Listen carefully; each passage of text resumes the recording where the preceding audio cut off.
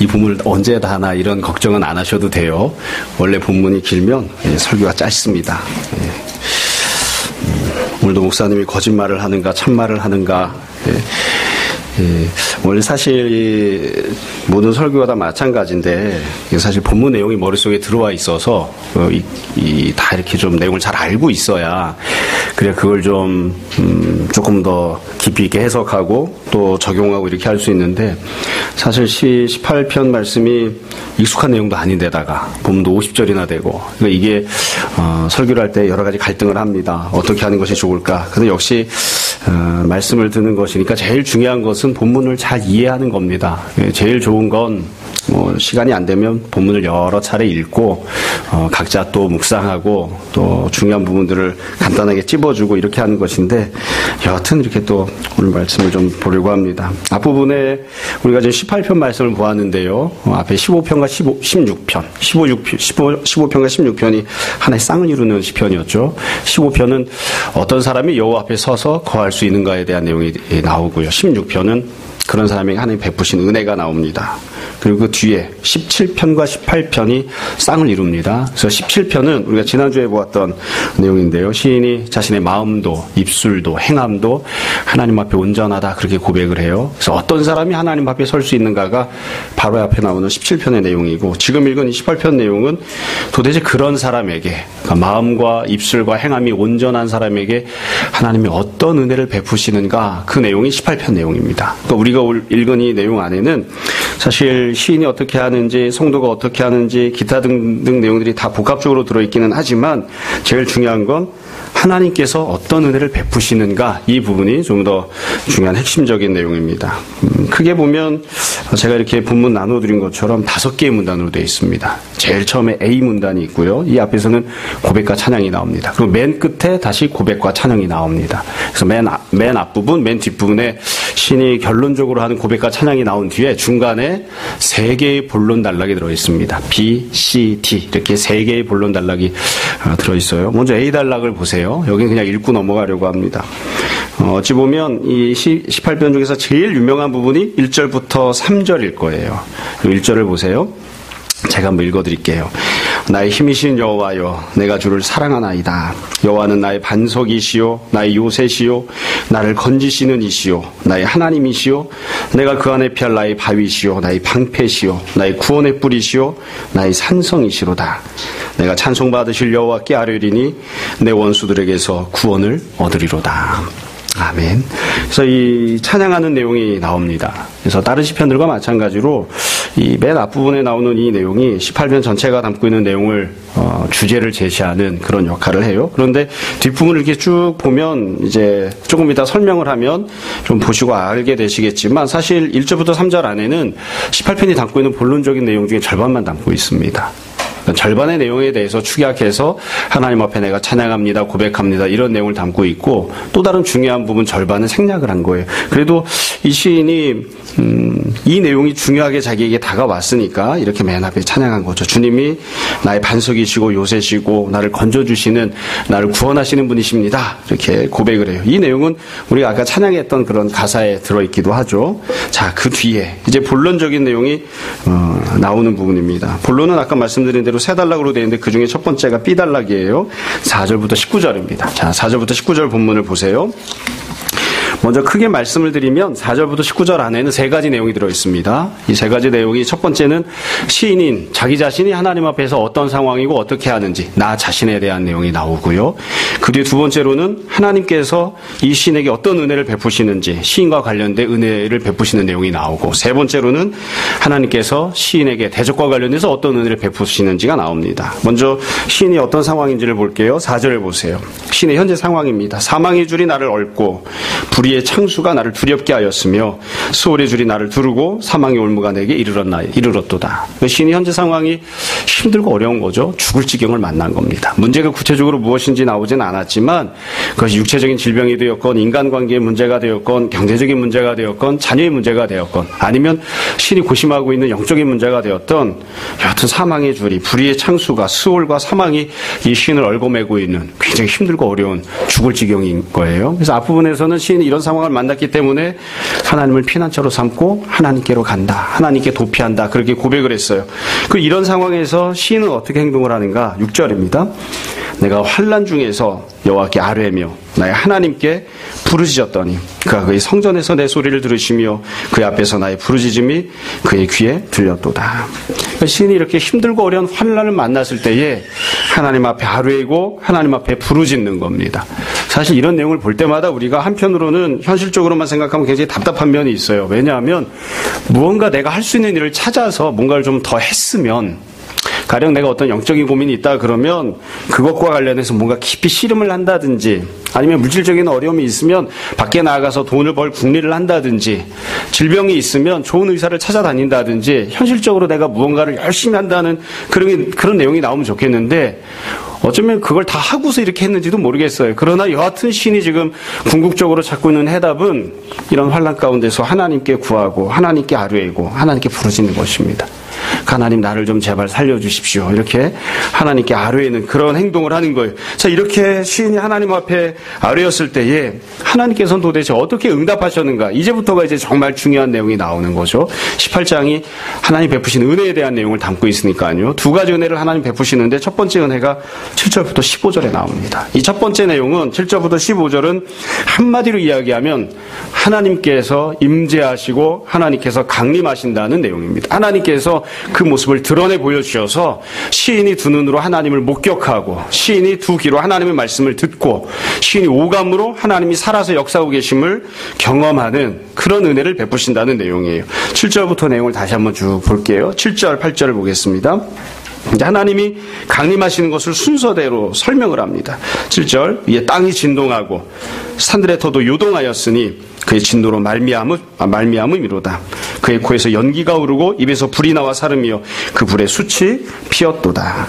그래서 하나님이 강림하실 때에 땅이 흔들리고 산이 요동치는, 그러니까 지진이 나고 산이 움직이는 그런 모습이 이제 보이는 겁니다. 그러니까 이 모습은 이제 어마어마한 현상이, 자연현상이 벌어지는 거죠. 이걸 다르게 표현하면 이 시인이 땅과 산이 흔들린다 이렇게 표현을 했는데, 누구도 부정할 수 없는, 또 누구도 부인할 수 없는, 그러니까 누구나 다 명확하게 인식할 수 있는 그런 모습으로 하나님께서 임재하시는 거예요. 그러니까 두렵고 떨리는, 감당하기 어려운 그런 모습으로 하나님이 임재하시는 것이죠. 그리고 9절부터 12절을 보세요. 하나님이 강림하십니다. 9절, 그가 또 하늘을 들이우시고 강림하시니 그의 발 아래는 어두캄캄하도다. 그룹을 타고 다니시며 바람 날개를 타고 높이 솟아오르셨도다. 11절, 그가 흑암을 그의 숨는 곳으로 삼으사 장막같이 자기를 두르게 하시며 곧 물의 흑암과 공중의 빽빽한 구름으로 그리하시도다. 그래서 하나님께서 땅과 바다를, 땅과 산을 흔들리게 하시고 움직이게 하시고 뿐만 아니라 실제로 하나님이 이제 강림하시는 거예요. 그래서 하나님께서 영광 가운데 실제로 임재하셔서 강림하셔서 그 모습을 이 시인에게 보여주시는 그런 내용입니다. 뿐만 아니라 하나님이 강림하셔서 또 말씀을 하세요. 13절을 보세요. 여호와께서 하늘에서 우레소리를 내시고 지존하신 이가 음성을 내시며 우박과 숯불을 내리시도다. 그의 화살을 날려 그들을 흩으시며 많은 번개로 그들을 깨뜨리셨도다. 그럴 때 여호와의 꾸지람과 콧김으로 말미암아 물밑이 드러나고 세상의 터가 나타났도다. 7절부터 15절까지 나오는 내용은 하나님께서 강림하신 내용을 순서대로 세 가지로 나눠서 설명한 겁니다. 하나님께서 임재하실 때에 땅과 산이 흔들리고, 하나님께서 강림하시고, 또 하나님께서 큰 목소리로 말씀하시고 음성을 들려주신다. 그래서 하나님이 임재하시는 거예요. 이게 바로 신이 고백하고 있는 하나님이 베푸신 첫 번째 은혜입니다. 하나님이 어떤 은혜를 베푸시느냐? 누구도 부인할 수 없는 모습으로 임재하시는 겁니다. 또 그냥 단순히 조금만 모습을 보여주시는 것이 아니라 영광스러운 모습으로 임재하시는 거예요. 그래서 나도 그 하나님의 영광을 보고 나를 조롱하고 멸시하던, 또 나를 환난 가운데 빠지게 만들었던 핍박자들도 하나님의 영광을 목격하는 거예요. 뿐만 아니라 하나님께서 하늘에서만 하나님의 영광을 보여주시는 것이 아니라 직접 하늘에서 이 땅에 내려오셔서 강림하셔서 시인에게 하나님의 모습을 보여주시는 그런 내용이에요. 사실 이와 같이 하나님께서 강림하시고 임재하시는 모습은 구약 성경에 많이 나오지 않습니다. 몇 군데만 달랑 나오죠. 여러분 가장 대표적인 것은 아마도 히브리인들이 출애굽해서 시내산에 갔을 때였을 거예요. 시내산에서 이스라엘 백성들이 하나님의 언약을 받을 때에 말씀을 받을 때에 실제로 하나님이 시내산 위에 임재하셨죠. 그때 이와 똑같은 일이 벌어졌습니다. 땅이 흔들리고 산이 흔들리고 하나님께서 강림하셨기 때문에 큰 번개 소리와 우레소리가 나고 뭔가 들리는 그런 모습이 나타나죠. 그래서 어찌 보면 인류 역사상 그때가 유일무이한 장면이에요. 한 민족 전체가 성인 남자들만 60만 명, 전체 민족으로 치면 200만 명이 하나님께서 영광 가운데 강림하시는 것을 직접 목격하는 그런 사건이 벌어집니다. 물론 어찌 보면 불행하게 애굽에 있는 사람들 그걸 못 봤습니다. 또 그 사건이 광야에서 벌어졌기 때문에 다른 풍요로운 땅에서 살고 있던 사람들은 하나님의 임재하심을 목격하지는 못했죠. 여하튼 하나님께서 시내산에 임재하셨습니다. 뿐만 아니라 욥기를 보면 하나님께서 욥을 찾아오시는 장면이 또 나옵니다. 욥이 온갖 고난을 다 당하죠. 왜 그런 고난을 당해야 되는지 알지 못할 때, 친구들도 욥을 정죄하고 멸시할 때에 나중에는 하나님께서 찾아오셔서 욥에게 직접 말씀하시는, 영광을 보여주시는 그런 내용들이 나옵니다. 이사야가 성전에서 하나님의 영광을 보는 그런 장면들도 있었고요. 근데 뭐니 해도 이와 같이 하나님의 영광 가운데 임재하시는 모든 모습들은 예수님께서 이 땅에 육신을 입고 내려오시면서 완전하게 성취가 되죠. 어찌 보면 이게 불행한 일이기도 한데요.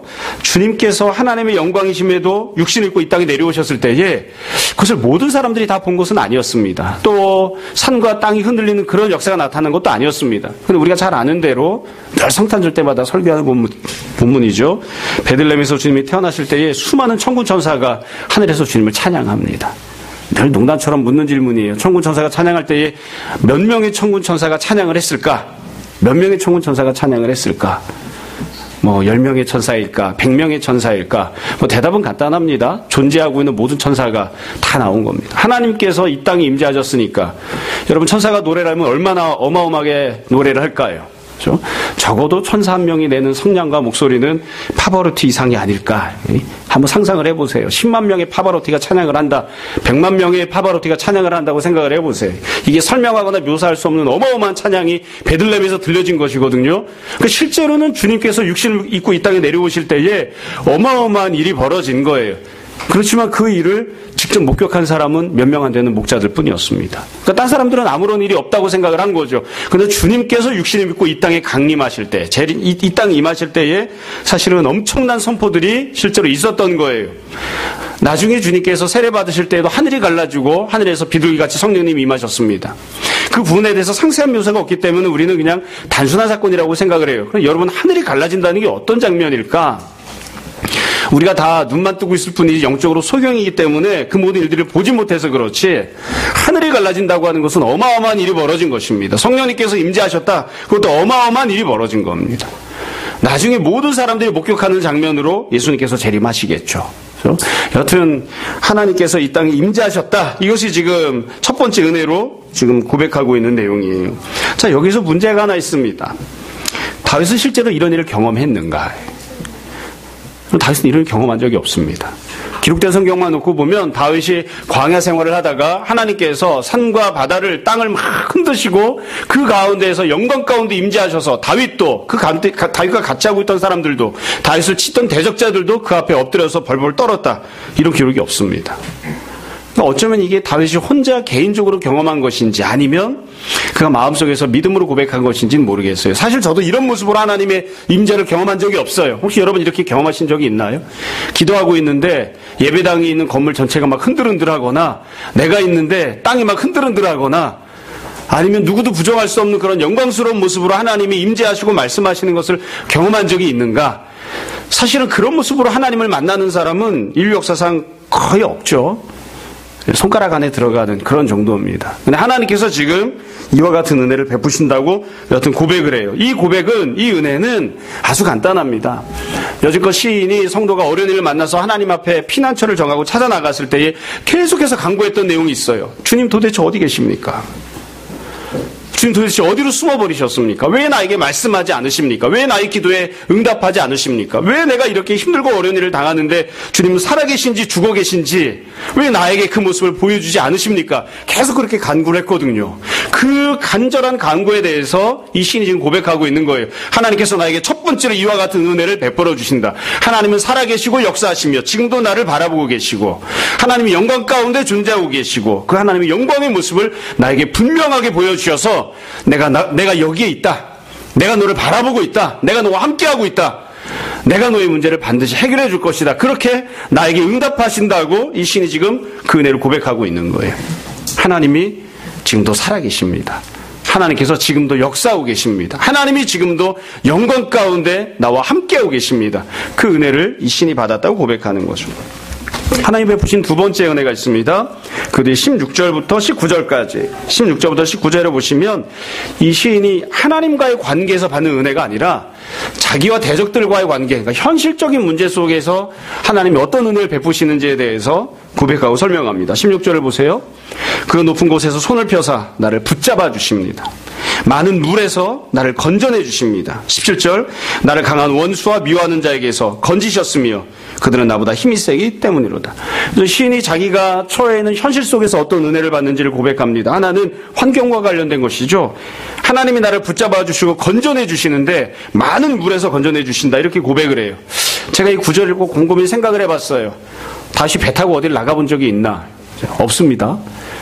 다윗은 땅에서만 돌아다녔지 배 타고 다른 나라를 가보거나 배 위에서 싸움을 해본 적이 없어요. 그래도 고백을 하잖아요. 많은 물에서 나를 건져내셨도다. 그래서 어찌 보면 이게 다윗이 당했던 굉장히 힘들고 어려운 상징적인 표현인지도 모르겠어요. 여하튼 많은 물에서 건져내주시는 그런 하나님.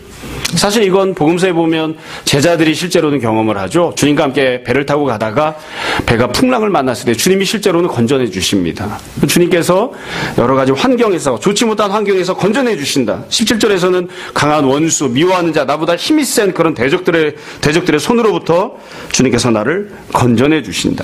그래서 하나님께서 이 시인에게 임재하실 뿐만 아니라 이 시인을 힘들고 어려운 모든 상황에서부터 건져내 주시는 은혜를 베풀어 주시는 분이라고 그렇게 고백을 하고 있는 거예요. 하나님이 나를 건져내 주시는 분이십니다. 그래서 지금 이 시인이 이 두 번째 단락, B단락에서 고백하고 있는 하나님의 은혜는 매우 간단합니다. 시인은 두 가지 은혜를 고백하고 있습니다. 첫 번째는 하나님께서 강림하시고 임재하셨습니다. 하나님이 지금도 살아서 역사하십니다. 이것을 내가 목격하고 경험하고 누리고 있습니다. 이것이 하나님 베푸신 첫 번째 은혜고요. 그러니까 나와 하나님 사이의 관계예요.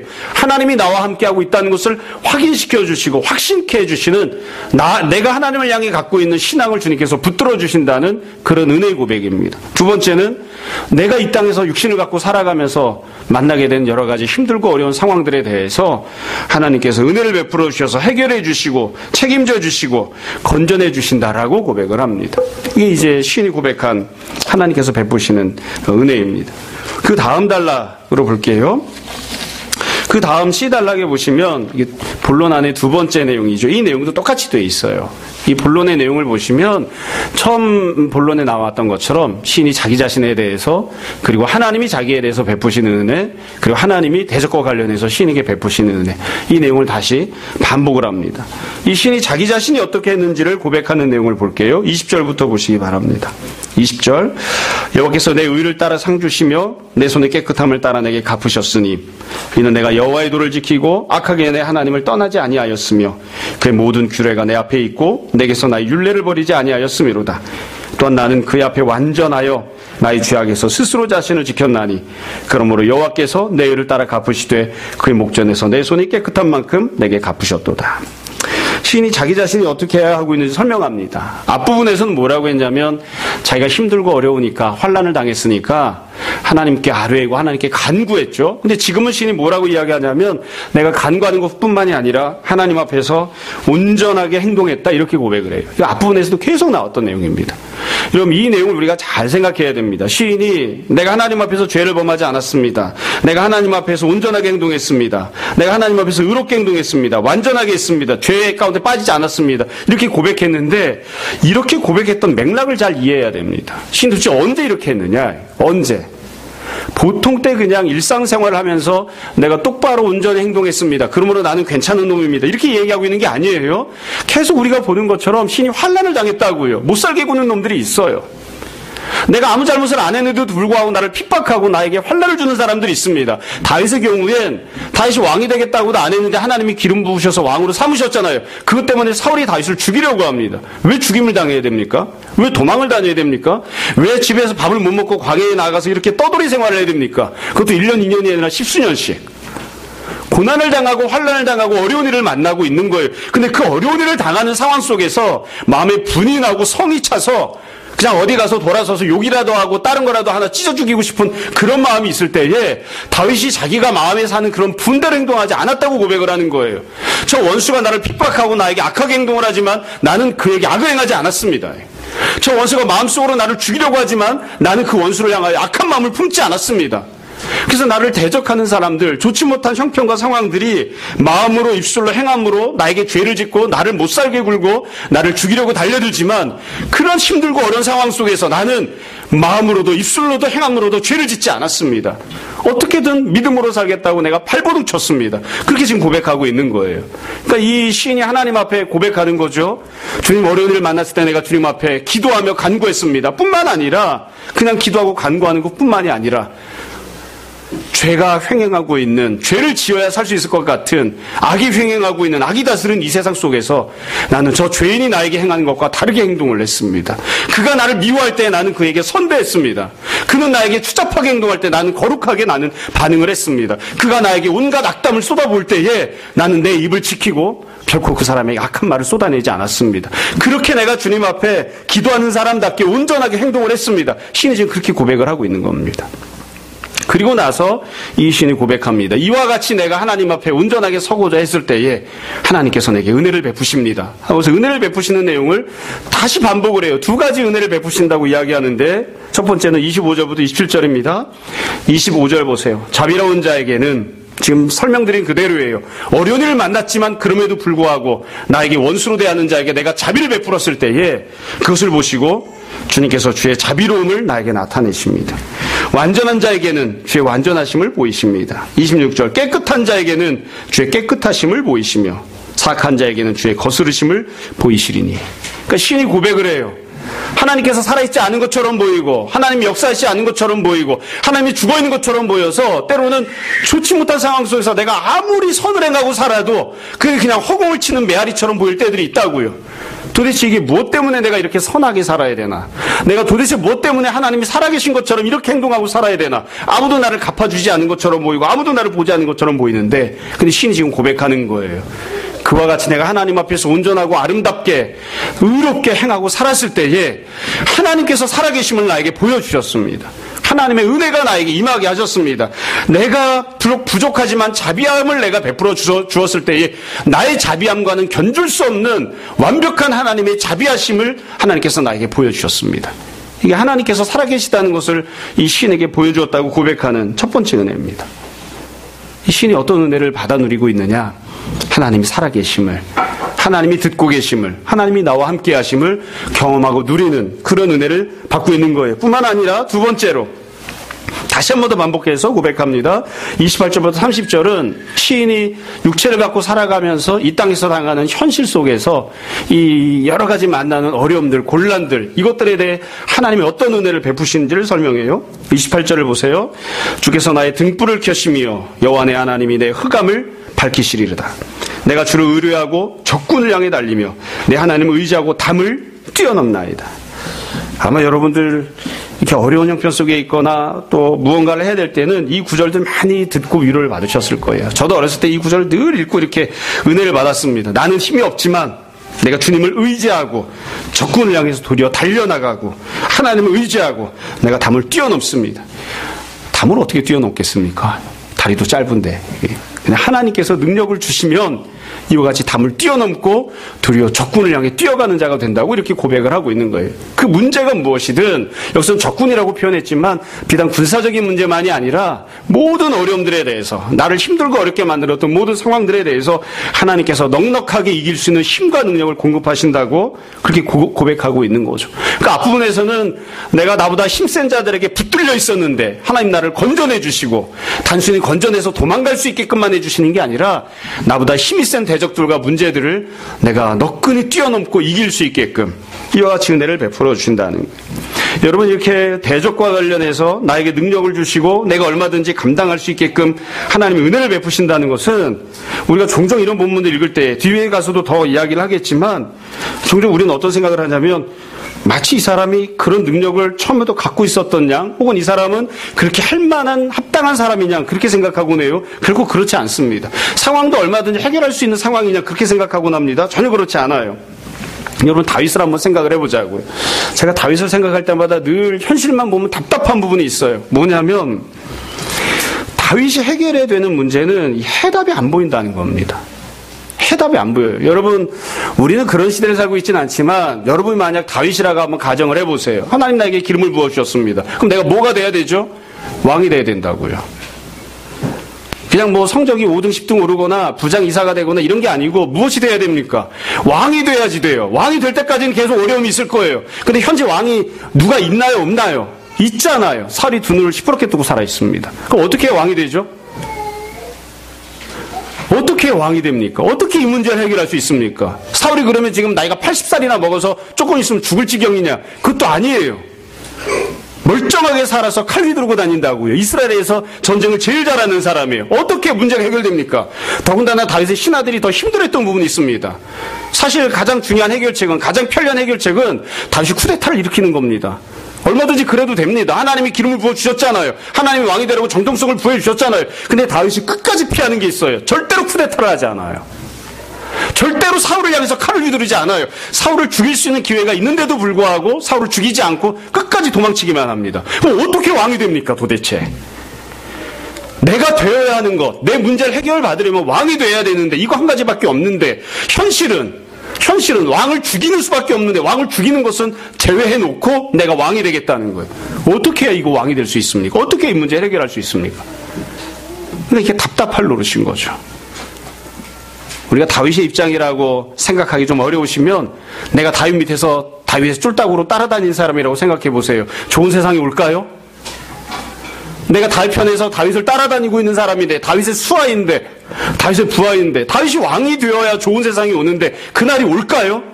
지금 만나고 있는 이 어려운 일들이 해결이 될까요? 그러니까 우리가 만나는 여러 어려움들도 이런 때들이 참 많아요. 내가 갖고 있는 어려움, 내가 갖고 있는 환란이 내가 생각할 때 해결책이 있어요. 해결되어질 모습이 있는데 거기까지 가기에는 모든 것들이 너무 힘든 거예요. 과연 그런 날이 올까? 과연 그것이 해결되는 날이 올까? 하나님께서 내가 만난 환란을 다 건져내 주시는 그런 은혜의 날이 과연 현실적으로 올 수 있을까? 그럴 수 있는 방법이 있을까? 방법이 안 보이는 거죠. 그러니까 미칠 지경인 거예요. 근데 지금 다윗이 고백을 합니다. 주님께서 나로 하여금 담을 뛰어넘게 하십니다. 그리고 이 시편의 제일 첫 부분에 보시면 서두의 제목이 있죠. 하나님께서 다윗에게 은혜를 베푸셔서 하나님께서 다윗에게 모든 은혜를 베풀어 주셔서 모든 문제가 해결이 되고 그 다음에 다윗이 이 찬양을 하고 있다고요. 그날이 온다. 그날이 왔다. 그렇게 다윗이 지금 고백하고 있는 거예요. 다시 말씀드립니다. 만약에 모든 것들을 다 갖추고 있고 능력이 있어서 얼마든지 문제를 해결할 만한 여건을 다 충분히 갖고 있는 사람이 이 모든 문제를 해결받았다고 내 힘으로 다 해결했다고 고백한다면 이게 별 의미가 없을 거예요. 근데 현재 나는 능력도 없고 뿐만 아니라 문제를 해결하기도 너무 불가능해 보이는 그런 상황입니다. 그러나 하나님께서 내가 당한 모든 문제를 그리고 내가 당하고 있는 모든 고난과 억울함을 주님께서 풀어주시고 해결해 주신다고 다시 고백합니다. 다시 정리를 합니다.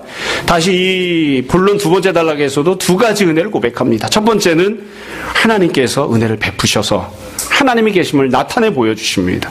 내가 은혜를 받는 겁니다. 하나님과의 관계에서 하나님이 살아계시고 나와 함께 하시다고 하는 그런 은혜를 받는 겁니다. 두 번째는 내가 현재 처해 있는 모든 상황과 어려움에 대해서 하나님이 은혜를 베풀어 주셔서 그 모든 문제들을 해결해 주시는 은혜를 베푸신다. 이렇게 고백을 하고 있습니다. 자, 그 다음에 본론 세 번째입니다. 자, 이렇게 말씀드리면 아마 우리가 논리적으로 상식적으로 생각하면 그 다음에 무슨 내용이 나와야 할지를 추론을 할 수 있습니다. 저를 한번 보세요. 우리가 세 번째 단락 읽기 전에 31절부터 45절까지 읽기 전에 말씀을 드릴게요. 지금 다윗이 자기가 받은 은혜 두 가지를 고백을 했죠. 첫 번째는 무엇입니까? 다윗과 하나님 사이의 관계에 대한 그런 고백입니다. 하나님이 나타나신 것에 대한 고백입니다. 두 번째 은혜는 무엇입니까? 다윗 현실 속에서 대적들 속에서 받게 되는 은혜입니다. 그러면 이 은혜들에 대해서 이렇게 두 번 반복해서 설명을 했으면 그 다음에 자기가 받은 은혜를 상세하게 다시 풀어서 설명하거나 고백하려고 하면 이제 그 다음에 무슨 내용이 나와야 될까요? 하나님께서 강림하시고 하나님이 나에게 임재하시고 하나님이 나와 함께 하시는 것과 관련해서 상세한 설명이 나와야 되겠죠.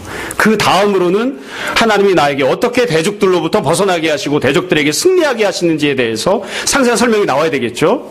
31절부터 45절까지는 무슨 내용이냐면 다윗이 어떻게 해서 대적들을 이기게 되는지를 상세하게 설명합니다. 그러니까 어찌 보면 한 단락이 누락되어 있는 거예요. 만약에 우리에게 본문을 쓸 수 있는 기회를 한 번 더 준다면, 조금 더 상세하게 고백할 수 있는 기회를 준다면 31절 앞부분에다가 하나님께서 강림하시고 하나님께서 나와 함께 하시고 하나님께서 그분이 살아계심을 나에게 경험하게 하셨던 것들에 대해서 상세하게 설명하는 내용이 더 들어가면 더 좋겠죠. 근데 다윗이 그것은 생략을 했어요. 그리고 31절부터는 자기가 어떻게 은혜를 받아서 대적들을 향해 이기게 되었는지, 대적들과 싸워서 승리하게 되었는지를 설명을 합니다. 31절부터 보세요. 길지 않게 짧게 할 겁니다. 31절부터 대적들을 향해 승리하는 것도 단계별로 순서를 따라서 기록을 합니다. 31절, 여호와 외에 누가 하나님이며 우리 하나님 외에 누가 반석이냐. 이 하나님이 힘으로 내게 띠띠우시며 내 길을 완전하게 하시며 나의 발을 암사슴 발같게 하시며 나를 나의 높은 곳에 세우시며 내 손을 가르쳐 싸우게 하시니 내 팔이 놋화를 당기도다. 그러니까 전쟁을 나가면서 준비하는 단계를 설명한 겁니다. 준비할 때에 다윗이 내가 활을 당겼다, 내가 갑옷을 입었다 이렇게 표현하는 게 아니라 하나님께서 나에게 갑옷을 입혀주시고 하나님께서 나에게 놋화를 당길 힘을 주시고 하나님께서 나의 발에 힘을 주시고 하나님께서 내 길을 준비해 주십니다. 하나님께서 모든 것들을 다 준비해 주셨다고 고백을 해요. 그 다음 두 번째 단계입니다. 37절부터 보세요. 하나님이 준비하신 대로 전쟁을 시작을 해요. 37절, 내가 내 원수를 뒤쫓아가리니 그들이 망하기 전에는 돌아서지 아니하리이다.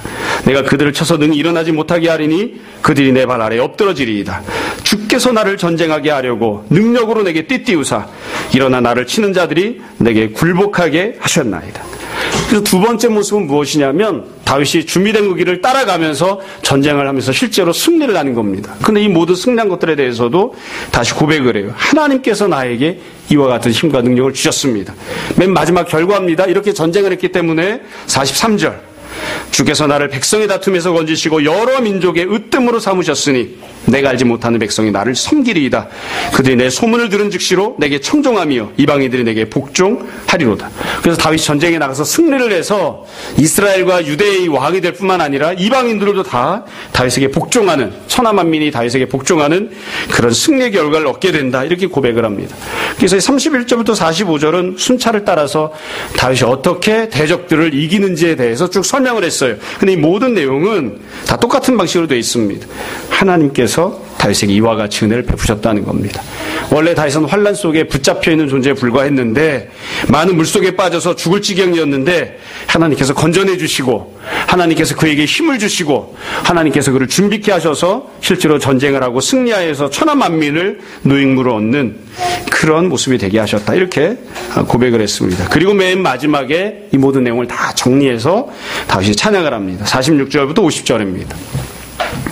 자, 46절부터 50절 제가 다시 한번 읽어드리겠습니다. 여호와는 살아계시니 나의 반석을 찬송하며 내 구원의 하나님을 높일지로다. 이 하나님이 나를 위하여 보복해 주시고 민족들이 내게 복종하게 해 주시도다. 주께서 나를 내 원수들에게서 구조하시니 주께서 나를 대적하는 자들의 위에 나를 높이 드시고 나를 포악한 자에게서 건지시나이다. 네, 그래서 다윗이 맨 마지막으로 자신이 받았던 은혜에 대해서 찬양을 합니다.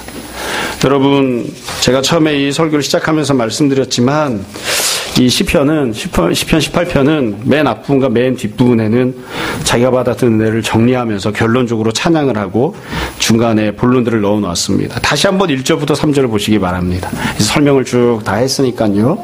이제 말씀을 정리하려고 합니다. 다시 하나님 앞에 자기가 받은 은혜를 고백하면서 이렇게 고백을 합니다. 1절, 나의 힘이신 여호와여, 내가 주를 사랑하나이다. 여호와는 나의 반석이시요 나의 요새시요 나를 건지시는 이시요 나의 하나님이시요 내가 그 안에 피할 나의 바위시요 나의 방패시요 나의 구원의 뿌리시요 나의 산성이시로다. 내가 찬송받으실 여호와께 아뢰리니 내 원수들에게서 구원을 얻으리로다. 아마 처음에 말씀드렸던 걸 이제 이해하실 거예요. 다윗이 본론에 들어가면 두 가지를 고백하고 찬양했습니다. 첫 번째는 하나님께서 살아계시고 나와 함께 하시고 하나님이 이곳에 임재하고 계십니다. 나는 도대체 하나님이 어디 계신지 늘 왜 내가 하나님께 피난처를 삼고 나와서 기도하는데 왜 나의 기도는 응답하지 않으시는지, 왜 하나님은 어디 있는지 보이지 않는 그런 어려움 가운데 있었지만 하나님께서 나에게 하나님이 살아계심을 보게 하셨습니다. 듣게 하셨습니다. 하나님이 나와 함께 하심을 내가 믿음으로 고백합니다. 그게 다윗이 첫 번째 받은 은혜였습니다.